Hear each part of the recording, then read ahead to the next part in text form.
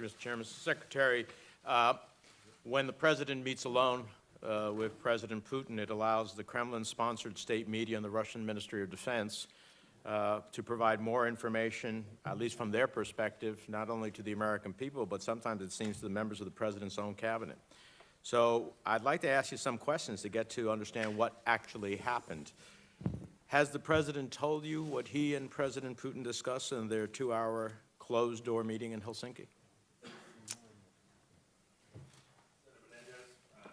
You could put your microphone on. Excuse me, I'm sorry. The presidents have a prerogative to choose who's in meetings or not. I'm confident you've had private one-on-one meetings in your life as well. You've chosen that setting as the most efficient way to... I just asked you a simple question. Did you... You can't eat up my 7 minutes, Mr. Secretary. Did he tell you whether or not what happened in those 2 hours? Yes, Senator. The predicate of your question implied some notion that there was something improper about having a one-on-one meeting. I completely disagree with the premise of your question. I didn't ask you a predicate. I asked you a simple question. I hope we're going to get through it. Did he tell you what transpired in the 2-hour meeting? I've had a number of conversations with President Trump about what transpired in the meeting. I was also present when he and President Putin both gave us a sense of what they discussed in the meeting that followed immediately after. Did you have... I've also had the chance to speak with Sergei Lavrov twice about the Russian view on what takes place. I think I have a pretty complete understanding of what took place in that meeting. Did you speak to the translator who was at that meeting? No, I haven't. Have you seen any of her notes? Senator, I have never, I've been in lots of meetings. I've had lots of note takers and lots of translators. I've never relied on the work that they did. Did the President understand what took place in that meeting, and it does not need to be done here, and won't be. Did the President discuss relaxing U.S. sanctions on Russia, including CAATSA sanctions? Senator, the U.S. policy with respect to sanctions remains completely unchanged. So the President did not, is what you're telling me, that I ask a very specific question. Yes, did Senator, the President tell you that he discussed relaxing Russia sanctions or not? Yes or no? Senator, presidents are entitled to have private meetings. I'm telling you what U.S. policy is. I came here today. No, but you told me that he had a conversation with you in which he told you what transpired. I think the nation and so all of us who are policy makers deserve to know so that we can fashion policy accordingly. Did he tell the Putin that I'll release or ultimately relax sanctions? Senator, what you need to conduct your role, your appropriate role, I will provide you today. That is United States policy with respect to the issues you request. You asked me about U.S. policy with respect to sanctions, and I can confirm to you that no commitment has been made to change those policies in any way. Did the President at this meeting call upon President Putin to withdraw from Crimea and eastern Ukraine? Senator, I began my statement today with the United States government's policy. I understand the declaration. I welcome it. I'm glad that it seems like we had to do a lot of effort to get there. But the question is, when he had a chance, did he confront Putin and say, we don't recognize your annexation of Crimea, we don't recognize your continuing hostilities in eastern Ukraine, and there's consequences for that? Senator, the President was very clear with Vladimir Putin about U.S. positions. They're the U.S. positions that are the Trump administration's positions, and he spoke about them very firmly and clearly when he met with Vladimir Putin. And he told you that? Senator, I'm telling you what he had a conversation with Vladimir Putin about, and I'm telling you what U.S. policy is today. I understand, Senator, I understand the game that you're playing. No, you know, Mr. Secretary, with all due respect, I don't appreciate you characterizing my questions. My questions is to get to the truth. We don't know what the truth is. And the only way that we will know what the truth is, what transpired in those 2 hours, in a highly amazing period of time to spend alone, one-on-one, is by understanding at least that if you were briefed by the President, what he told you. I don't think that's unfair to know, to understand what policy is. Let me ask you this. Did the President say they were going to change our force structure in Syria? Senator, presidents are permitted to have conversations with their cabinet members that aren't repeated in public. I owe the President the capacity for him to have conversations with him, provide him the best foreign policy advice that I can. It's what I was Let me ask you this, Mr. Secretary. Here's something you can answer for me, because you're not going to answer any of the questions that would get us to the truth. As CIA director, you stated in an interview with the BBC that you fully expect Russia to continue its attacks on our democracy by attempting to interfere in our midterm elections as we speak. In his conversation with Putin, I hope the President laid out the consequences of interference in the 2018 election. But I know you can't tell me that, so you're not Actually, gonna- I can Oh, tell do you you that, want to Senator. share that one with me? I can't, no, I can't. That one because- you want to share with me? No, Senator, I can tell you that because the president has disclosed that. Okay. The president disclosed what he said to Vladimir Putin about Russian interference in our elections, and he said that he is confident that as a result of that conversation, Vladimir understands that it won't be tolerated. I wish he had said that in public in Helsinki. Let me ask you this. Senator Graham and I and others are working on a new bill to hold Russia accountable. Given that you assert the administration is tough on Russia, will you commit to working with us on a new Russia sanctions bill? Yes, sir. Thank you. North Korea. When you last appeared, I asked you a series of critical questions about what's our policy in North Korea, and to your credit, I must say that I largely agreed with what our goals are. Now I want to ask you, since we haven't heard anything, not a classified briefing, not anything as it relates to North Korea, did North Korea agree with our definition of denuclearization, meaning the dismantlement, removal of all nuclear weapons, facilities, technology, and material from North Korea? I think I can answer your question, but let me begin by saying I'm engaged in a complex negotiation with the North Koreans, and so I don't intend in this public setting to share the details of every conversation that took place in those. But I will attempt to answer your questions without disclosing the contents of the negotiation. I am very confident that the North Koreans understand our definition of denuclearization, a very broad one, that it goes from infrastructure and nuclear warheads through chemical, biological weapons systems. We understand that because you laid it for the record. Did Yes, they, sir. have they agreed with you that that is I the believe they definition of thoroughly denuclearization? understand that, and They understand it, but they didn't agree. Did they agree to end the production and enrichment of uranium and plutonium for military programs? Senator, I would welcome the chance to respond to your questions. If you'd let me finish, it would be It's a most, simple yes I or think no. it'd be most illuminating for the folks It's a watching. simple yes or no.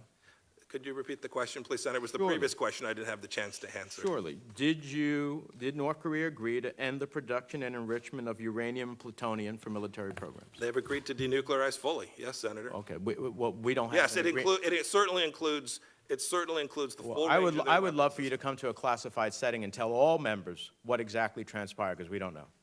Thank you. Senator Risch. Mr. Secretary, thank you for doing this job.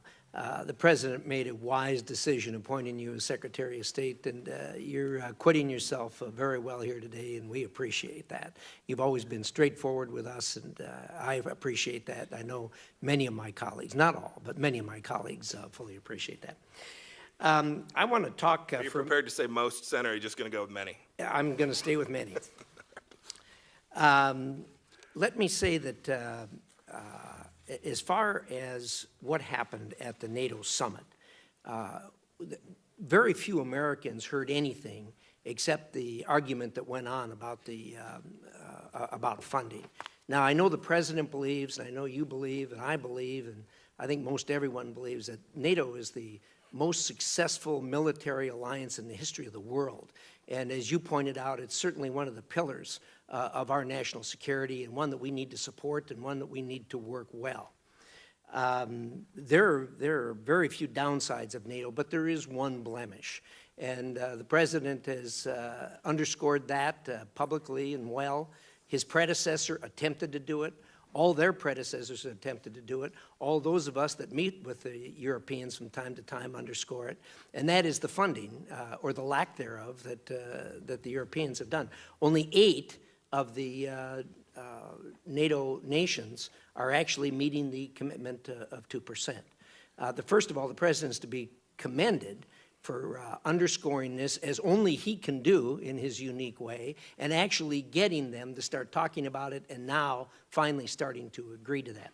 But there were other things that were lost as far as that meeting is concerned, and I'd like you to talk about those things for a few minutes.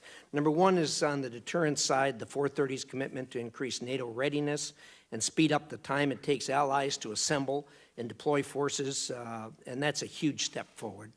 The efforts to improve mobility and establish a process to enhance the speed at which NATO can make decisions, the fight against terrorism and increase in allied resilience against terrorist threats through a new framework to share biometric data is a major accomplishment. And finally, the opportunity for Macedonia to receive an invitation to join NATO and fulfill the promise from the Bucharest summit, that was a positive step for the alliance and for the Balkans. Could you comment on those very important steps forward that happened at this NATO summit? Senator Risch, it was an incredibly productive NATO summit. From my conversations with Secretary General Stoltenberg, he said among the most productive that he had ever been part of. And he's been doing this a little while. You talked about the 430s, 30 squadrons, 30 battalions, and 30 naval combatants ready to go in 30 days. It's something NATO has not been able to do for quite some time. There's now a real commitment. We have to follow through to make sure that the implementation of that occurs. It would be a great thing to deter Russia if we can get those countries and our allies to get to that level. You talked about the increase in burden sharing. It seemed to get all the focus. It's certainly important that the Europeans are as committed to deterring Russia as the United States of America and need to demonstrate that through their defense, not only dollars, but readiness as well. We've seen reports about the absence of German readiness. They need to truly be ready.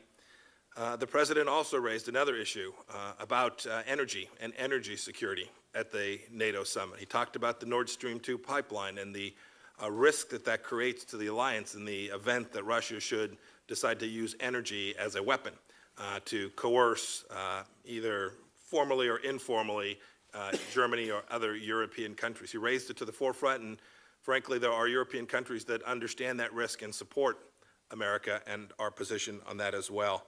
And then finally, you talked a little bit about this, the NATO mission, its new role in fighting terrorism. I want to say thanks to so many of the European countries that have stepped forward. Even just this past few, I guess it's now 2 weeks since the NATO summit, over 1,000 additional commitments from allied NATO partners headed to assist us in Operation Resolute Support in Afghanistan. It's a great commitment, something that President Trump worked hard on at the summit, and really good outcomes for America.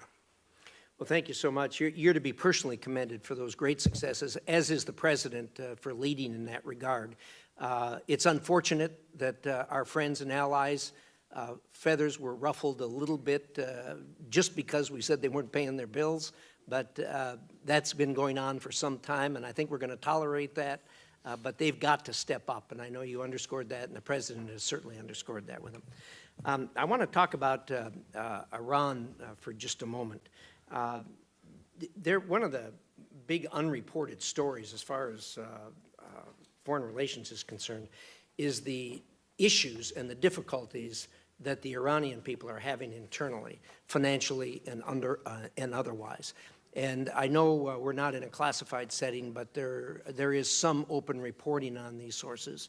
And the regime that's there is struggling with this. Indeed, I think that's probably why they tried to poke the president the other day to try to take the heat off of the heat they're getting at home. Could you talk a little bit about what's going on internally, again, knowing that we're in an open setting? Senator, there is enormous economic challenge inside of Iran today. It's an economic structure that simply doesn't work.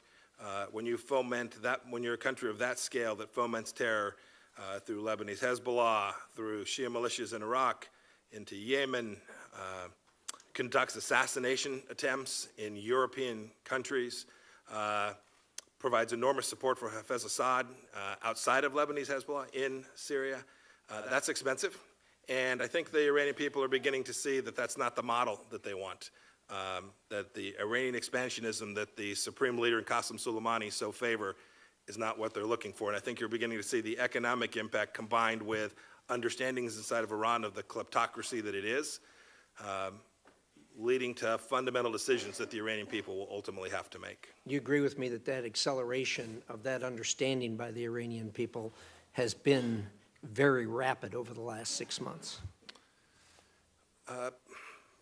Yes, I think it's been going on longer than that, but yes, It's certainly. been going on longer, but I'm talking about the acceleration. Yes, Senator, I think that's a fair statement. Yeah, thank you, Mr. Chair. If I